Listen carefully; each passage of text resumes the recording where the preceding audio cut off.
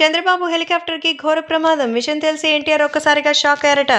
ఈ మధ్య కాలంలో ఈ హెలికాప్టర్ ప్రమాదాల గురించి తెలుసుకొని అందరూ ఆశ్చర్యపోతున్నారు. అయితే నారా చంద్రబాబు నాయుడు మరి ఇప్పుడు ఆపద్ధర్మంగా అయితే చాలా పనులని చకచకా పూర్తి చేస్తున్నటువంటి నేపథ్యంలో త్వరగా తను వెళ్లాలని నిర్ణయించుకొని హెలికాప్టర్‌లో ప్రయాణమయ్యారు. ఈ నేపథ్యంలో తను హెలికాప్టర్‌లో ప్రయాణం చేస్తున్నటువంటి సందర్భంలో సాంకేతిక లోపం ఏర్పడిందట.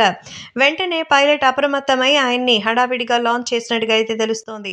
సో దాంట్లో ఫ్యూయల్‌కి సంబంధించి కొన్ని సమస్యలు ఎదురెత్తాయని, అది ఊహించుకోని ఘటనని, మరి కొంచెం కనుక ఇందులో ఏమాత్రం ఏమరపాటుగా ఉన్నా చంద్రబాబు నాయుడుకి సంబంధించిన విషయంలో ప్రాణాపాయం ఏర్పడేదని చెప్పేసరికి అందరూ షాక్ అయిపోయారు.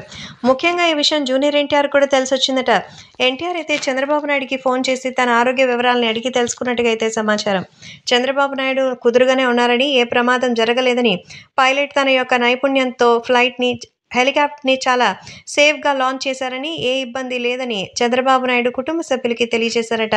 సో రాష్ట్రంలో ఎన్నికలు జోరుగా ముగిశాయి. 2024 ఎన్నికల ఫలితాలు జూన్ 4వ తేదీనే వచ్చేస్తాయి. మరి ఆ తర్వాత ఎన్డీఏ ప్రభుత్వం కూటమిని రాగట్టడం ఖాయమని, చంద్రబాబు నాయుడు, జనసేన అధినేత పవన్ కళ్యాణ్, బీజేపీ కలిసి అధికారాన్ని పంచుకోబోతున్నాయని తెలిసి అందరూ ఎంతో ఆనందంగా ఉన్నారు.